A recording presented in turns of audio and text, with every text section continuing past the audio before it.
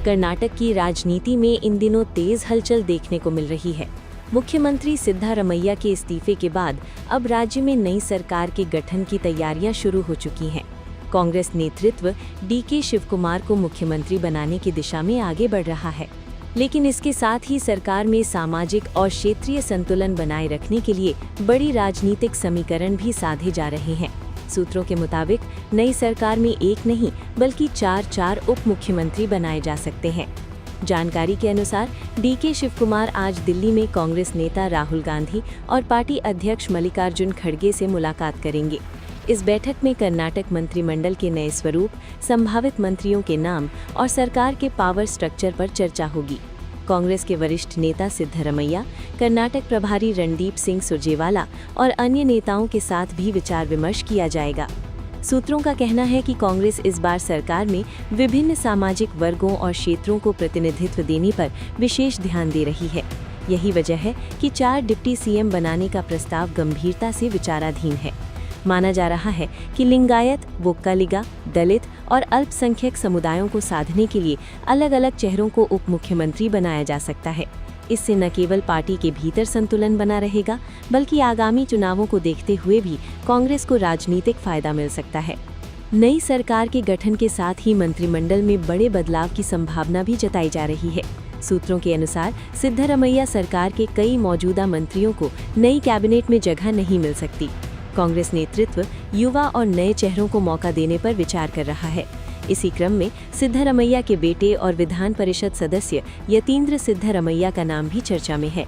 माना जा रहा है कि उन्हें नई सरकार में अहम जिम्मेदारी दी जा सकती है, ताकि सिद्धारमैया खेमे को संतुष्ट रखा जा सके और उनकी राजनीतिक विरासत को भी आगे बढ़ाया जा सके। इस बीच कांग्रेस विधायक दल की बैठक की तारीख भी जल्द तय की जाएगी। माना जा रहा है कि ये बैठक महज औपचारिकता होगी, क्योंकि डीके शिवकुमार के नाम पर लगभग सहमति बन चुकी है। विधायक दल का नेता चुने जाने के बाद उनके शपथ ग्रहण समारोह की तारीख घोषित की जाएगी। उधर कर्नाटक में राज्यसभा की 4 सीटों पर होने वाले चुनाव भी कांग्रेस की रणनीति का अहम हिस्सा बने हुए हैं। पार्टी 2 सीटों पर मजबूत स्थिति में है, जबकि तीसरी सीट पर भी उसकी दावेदारी मजबूत मानी जा रही है। सूत्रों के मुताबिक राज्यसभा उम्मीदवारों के नामों पर भी दिल्ली में होने वाली बैठक में अंतिम फैसला लिया जाएगा। मल्लिकार्जुन खड़गे को एक बार फिर राज्यसभा भेजे जाने की चर्चा है। साथ ही विधान परिषद की 7 सीटों के लिए भी संभावित उम्मीदवारों के नामों पर मंथन जारी है। बता दें कि सिद्धारमैया ने गुरुवार को मुख्यमंत्री पद से इस्तीफा दे दिया था। हालांकि उस समय राज्यपाल की अनुपस्थिति के कारण उनका इस्तीफा औपचारिक रूप से स्वीकार नहीं हो पाया था। अब राज्यपाल थावरचंद गहलोत ने उनका इस्तीफा स्वीकार कर लिया है और संविधान के अनुच्छेद 164(1) के तहत उनकी मंत्रिपरिषद को भंग कर दिया गया है। कुल मिलाकर कर्नाटक में सत्ता परिवर्तन की प्रक्रिया अब अंतिम चरण में पहुंच चुकी है।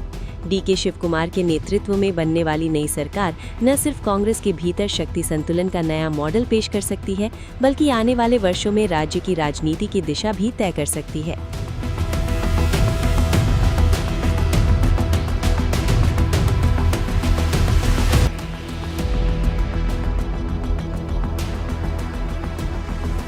कर्नाटक की राजनीति में 28 मई को एक ऐसा भूचाल आया जिसने दिल्ली से बेंगलुरु तक के सियासी गलियारों को हिलाकर रख दिया है।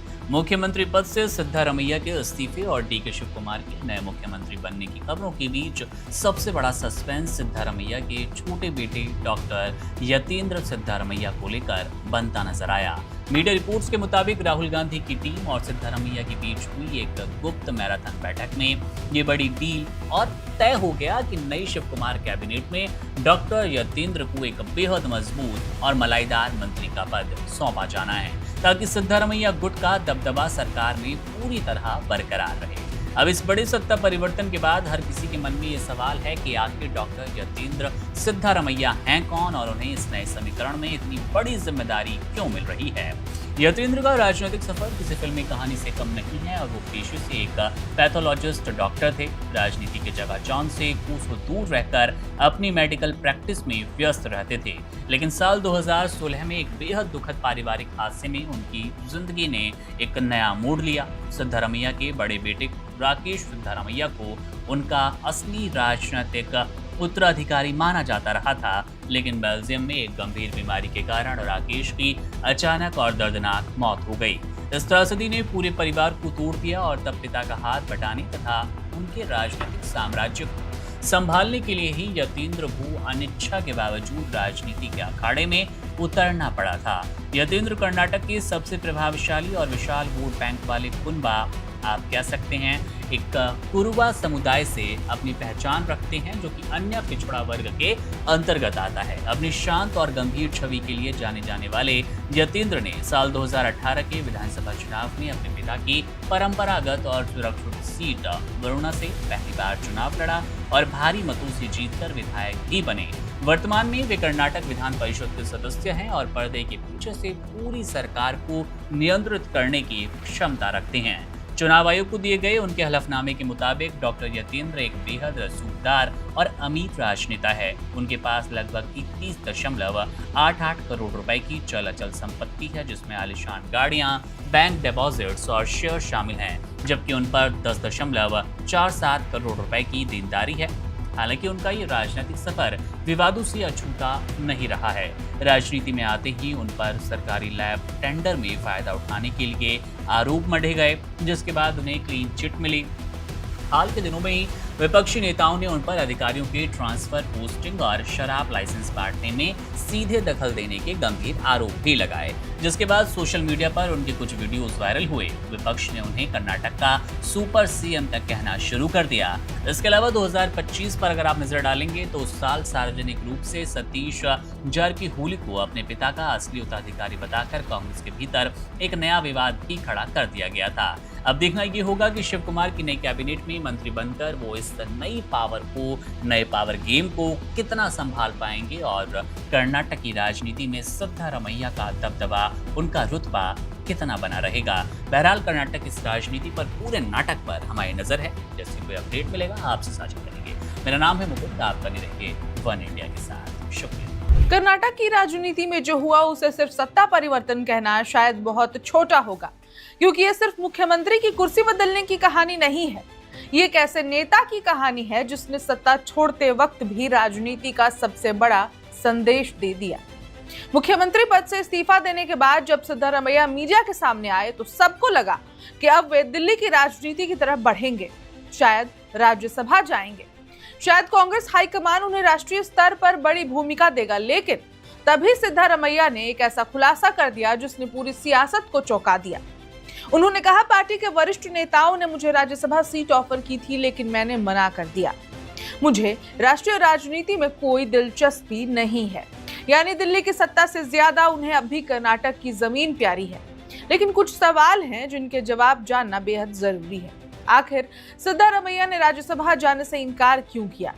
क्या ये सिर्फ विनम्रता थी या इसके पीछे बड़ा राजनीतिक संदेश छिपा है? क्या डीके शिव कुमार की ताजपोशी से पहले कांग्रेस ने बहुत बड़ी रणनीति तैयार की है?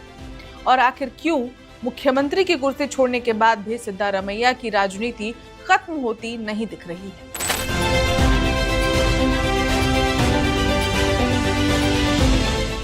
नमस्कार, मैं हूं ऋचा पराशर और आप देख रहे हैं वन इंडिया हिंदी। कर्नाटक में सत्ता बदली, लेकिन कहानी खत्म नहीं हुई। दरअसल पिछले कई महीनों से कर्नाटक कांग्रेस के भीतर सत्ता परिवर्तन की चर्चाएं चल रही थी। एक तरफ मुख्यमंत्री सिद्धारमैया, दूसरी तरफ deputy CM DK Shivakumar. दोनों नेताओं के समर्थक लगातार अपनी अपनी दावेदारी मजबूत कर रहे थे। बीजेपी लगातार दावा कर रही थी कि कांग्रेस के भीतर कुछ भी ठीक नहीं है। कहा जा रहा था कि पार्टी दो हिस्सों में बंट चुकी है। लेकिन जब कांग्रेस ने पूरा खेल पलट दिया, वो दिन था गुरुवार का। मुख्यमंत्री आवास में हाई प्रोफाइल मीटिंग हुई और उसके बाद सिद्धारमैया ने खुद अपने इस्तीफे का ऐलान कर दिया। लेकिन सबसे बड़ा मोमेंट उसके बाद आया जब प्रेस कॉन्फ्रेंस में सिद्धारमैया ने खुलासा किया कि उन्हें राज्यसभा सीट ऑफर हुई थी, लेकिन उन्होंने उसे ठुकरा दिया। क्यों ठुकराई राज्यसभा सीट? अब सबसे बड़ा सवाल तो यही है, आखिर कोई नेता मुख्यमंत्री पद छोड़ने के बाद राज्यसभा जैसी बड़ी राजनीतिक जगह क्यों मना करेगा? दरअसल राजनीतिक जानकार मानते हैं कि सिद्धारमैया का ये फैसला सिर्फ भावनात्मक नहीं है, बल्कि बेहद रणनीतिक है। क्योंकि अगर वे दिल्ली चले जाते हैं तो कर्नाटक कांग्रेस में उनका सीधा प्रभाव धीरे धीरे कम हो सकता था। लेकिन राज्य की राजनीति में बने रहकर वे अब भी एक बड़े शक्ति के केंद्र बने रहेंगे। यानी मुख्यमंत्री भले बदल जाए, लेकिन सिद्धारमैया का राजनीतिक कद कम नहीं होगा। उन्होंने साफ कहा, मैं विधायक हूं, मेरा कार्यालय अभी 2 साल बाकी है और मैं कर्नाटक की जनता के बीच रहकर काम करना चाहता हूं। इस बयान में बहुत बड़ा संकेत छिपा है। संदेश ये है कि सिद्धारमैया राजनीति से रिटायर नहीं हो रहे हैं, वे सिर्फ अपनी सीएम की कुर्सी छोड़ रहे हैं। सूत्रों के मुताबिक इस्तीफे के बाद सिद्धारमैया ने दिल्ली जाकर कांग्रेस की वरिष्ठ नेता सोनिया गांधी से मुलाकात की है। बताया जा रहा है कि इस मुलाकात में कर्नाटक के सत्ता परिवर्तन और आगे की राजनीतिक रणनीति पर विस्तार से चर्चा हुई। इस बैठक में राहुल गांधी भी सोनिया गांधी के साथ और सिद्धारमैया के साथ मौजूद रहे और बैठक लगभग 1 घंटे तक चली। यानी साफ है कि ये पूरा बदलाव अचानक नहीं हुआ, बल्कि कांग्रेस हाईकमान की पूरी सहमति और रणनीति के तहत हुआ है। राजनीतिक जानकार मानते हैं कि सोनिया गांधी की मौजूदगी में हुई चर्चा ने इस ट्रांजिशन को अंतिम रूप देने में बड़ी भूमिका निभाई। संविधान के खिलाफ काम करने वालों से लड़ता रहूंगा। प्रेस कॉन्फ्रेंस में सिद्धारमैया बेहद भावुक लेकिन आक्रामक अंदाज में दिखाई दिए। उन्होंने कहा, जो लोग संविधान के खिलाफ काम करेंगे, मैं उनके खिलाफ लड़ाई जारी रखूंगा। यानी मुख्यमंत्री पद छोड़ने के बाद भी वे खुद को विपक्षी राजनीति और वैचारिक लड़ाई के केंद्र में रखना चाहते हैं। उन्होंने बीजेपी पर भी निशाना साधा और कहा कि विपक्ष ने उनके खिलाफ कई झूठी कहानियां फैलाई।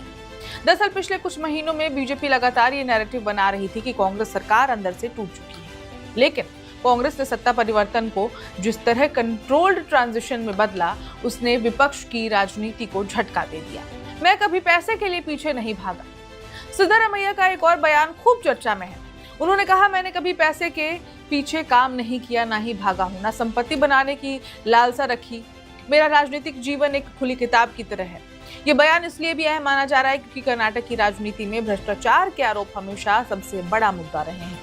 ऐसे में सत्ता छोड़ते वक्त सिद्धारमैया ने खुद को एक साफ सुथरे और वैचारिक नेता के रूप में पेश करने की कोशिश की। डीके शिव कुमार भी साथ खड़े दिखाई दिए। इस पूरे घटनाक्रम में सबसे अहम तस्वीर शायद यही थी। प्रेस कॉन्फ्रेंस में डीके शिव कुमार लगातार सिद्धारमैया के साथ मौजूद रहे। कुछ घंटों पहले तक जिस सत्ता संघर्ष को लेकर तमाम चर्चाएं चल रही थीं, उसी के बीच दोनों नेताओं का साथ आना कांग्रेस के लिए बेहद जरूरी था, क्योंकि पार्टी नहीं चाहती थी कि सत्ता परिवर्तन विद्रोह की तरह दिखाई दे। इसलिए कांग्रेस ने इसे सम्मानजनक बदलाव के तौर पर पेश किया। यानी सिद्धारमैया को हटाया नहीं गया, बल्कि सम्मान के साथ ट्रांजिशन कराया गया। क्या कांग्रेस ने संकट को अवसर में बदल दिया? राजनीतिक विशेषज्ञ मानते हैं कि कांग्रेस ने इस पूरे संकट को बेहद सावधानी से संभाला। अगर ये बदलाव अचानक या टकराव के बीच होता तो पार्टी के भीतर बड़ा संकट पैदा हो सकता था। लेकिन कांग्रेस हाईकमान ने पहले दिल्ली में बातचीत की, फिर दोनों नेताओं को साथ लाया और अंत में सत्ता परिवर्तन को इमोशनल यूनिटी शो में बदल दिया। यही वजह है कि आज की सबसे बड़ी चर्चा कुर्सी नहीं, बल्कि सिद्धारमैया का बयान और दोनों नेताओं की एकजुट तस्वीरें बन गई हैं। अब आगे क्या? अब सबकी नजर कांग्रेस विधायक दल की बैठक पर है। माना जा रहा है कि जल्द ही शिव कुमार को औपचारिक तौर पर विधायक दल का नेता चुन लिया जा सकता है। इसके बाद वे कर्नाटक के नए मुख्यमंत्री के तौर पर शपथ ले सकते हैं। लेकिन इस पूरी कहानी में सबसे दिलचस्प बात यह है कि सत्ता बदलने के बाद भी सिद्धारमैया राजनीति के केंद्र बने हुए हैं। उन्होंने राज्यसभा को ठुकराकर साफ संदेश दिया है, दिल्ली की राजनीति बाद में, मेरी असली लड़ाई अभी भी कर्नाटक में है। और शायद यही वजह है कि मुख्यमंत्री पद छोड़ने के बाद भी आज पूरे कर्नाटक में सबसे ज्यादा चर्चा किसी नए मुख्यमंत्री की नहीं, बल्कि सिद्धारमैया के उस फैसले की हो रही है जिसने ये साबित कर दिया है कि राजनीति में हर नेता सत्ता के लिए नहीं लड़ता, कुछ नेता अपनी जमीन और अपनी पहचान के लिए भी खड़े रहते हैं। इस खबर में इतना ही। अपडेट्स के लिए देखते रहें वन इंडिया हिंदी।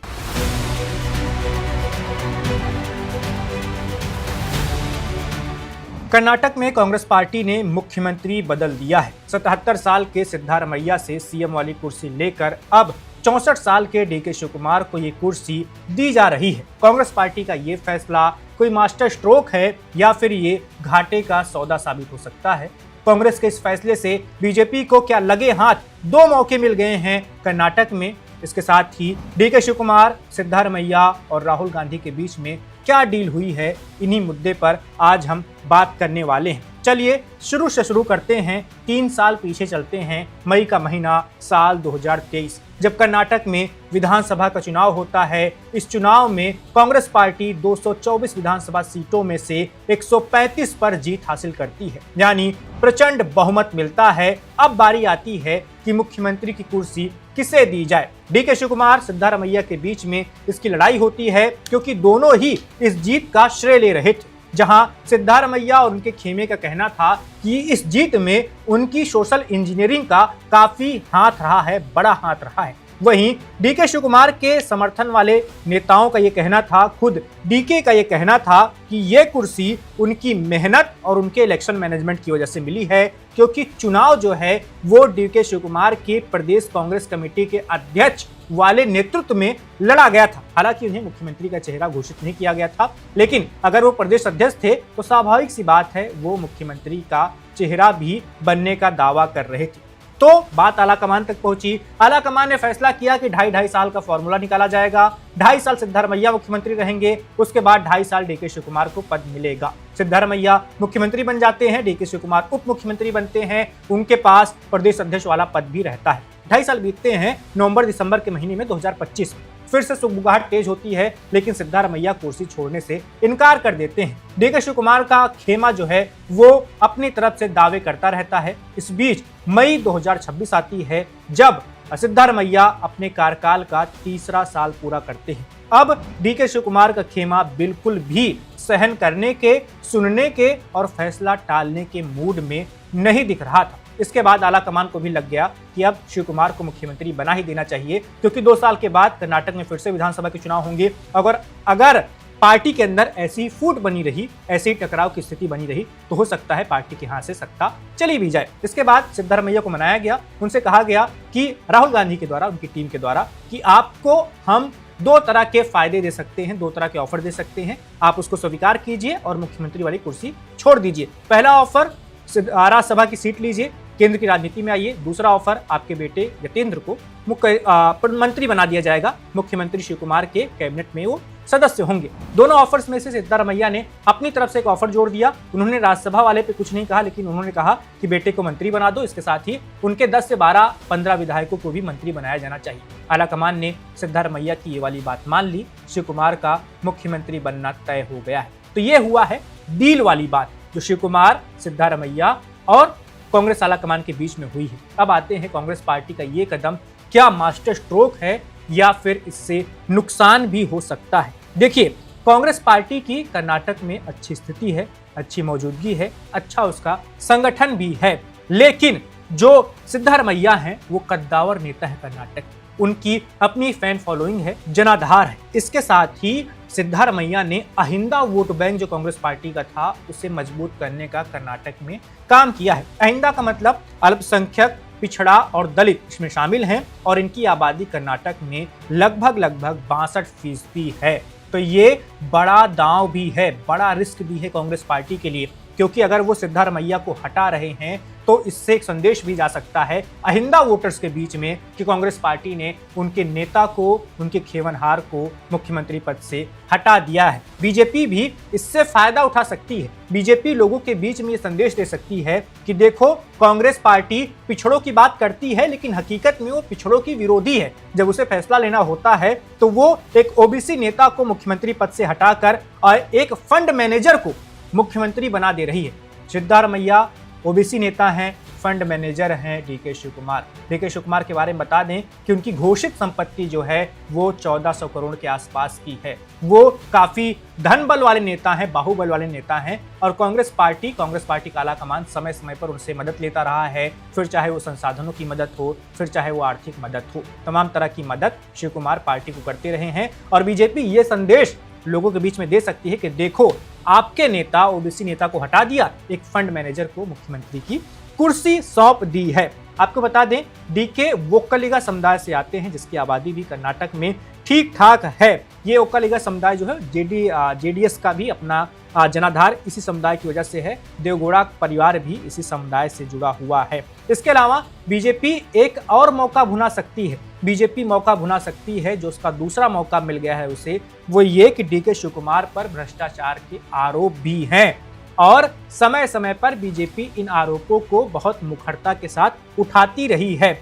आपको याद होगा 2023 में जब कर्नाटक में विधानसभा का चुनाव हुआ था, किस तरह से कांग्रेस पार्टी ने भ्रष्टाचार का मुद्दा खूब उठाया था। बसवराज बोम्मई के ऊपर कैसे कैसे आरोप लगाए थे, येदियुरप्पा के ऊपर कैसे कैसे आरोप लगाए थे, पे सीएम का नारा खूब चला था। तो ऐसा ही कुछ माहौल 2028 के चुनाव में बीजेपी भी बना सकती है, क्योंकि शिवकुमार के ऊपर पहले से ही कई सारे केस चल रहे हैं। आपको बता दें, कुल मिलाकर उनके खिलाफ 19 केस हैं, जिसमें से ईडी, सीबीआई और इनकम टैक्स से जुड़े मामले शामिल हैं। इनके चलते वो जेल भी जा चुके हैं। तो बीजेपी को ये एक मौका और मिल सकता है। दो बड़े मौके कांग्रेस के इस फैसले से बीजेपी को मिल सकते हैं। पहला मौका, बीजेपी ये कह सकती है कि ओबीसी नेता को हटाकर फंड मैनेजर को एक मुख्यमंत्री बना दिया। दूसरा मौका, एक भ्रष्टाचारी को मुख्यमंत्री बना दिया है कांग्रेस पार्टी ने। जो कांग्रेस पार्टी कहती है कि कर्नाटक में भ्रष्टाचार नहीं होना चाहिए, भ्रष्टाचार मुक्त कर्नाटक होना चाहिए, उसने ऐसा फैसला क्यों लिया? तो कांग्रेस पर ये दो बड़े आरोप बीजेपी लगा सकती है। कांग्रेस कैसे फायदा उठा सकती है, वो कलेगा समुदाय को साधने की कोशिश कर सकती है। इसके अलावा जो ये फंड मैनेजर वाला काम था डीके शिवकुमार का, उससे भी कांग्रेस को फायदा होगा। अब शिवकुमार मन लगाकर 2028 की तैयारी में लग जाएंगे और 2028 में कांग्रेस को फिर से सत्ता में आने के लिए शिवकुमार एड़ी चोटी का जोर लगा सकते हैं। इसके अलावा कांग्रेस पार्टी को 10-12 सालों के लिए कर्नाटक में एक मुख्यमंत्री का चेहरा, एक मुख्यमंत्री मिल गया है, एक नेता मिल गया है, क्योंकि जो सिद्धारमैया है वो 77 साल के हैं। 2028 में होते होते वो 80 साल तक पहुंच जाएंगे। तो उनमें बहुत ज्यादा भविष्य कांग्रेस को नहीं दिख रहा है। शिवकुमार के पास अभी भी 10-15 सालों का वक्त है राजनीति करने का, सक्रिय राजनीति में रहने का, और इसका कांग्रेस पार्टी को लाभ मिल सकता है। तो ये रही कांग्रेस पार्टी के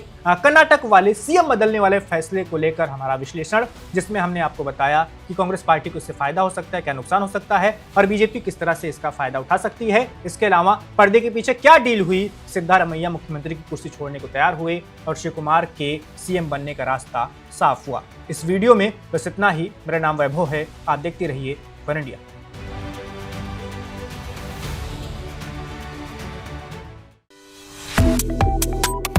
Subscribe to One India and never miss an update. Download the One India app now.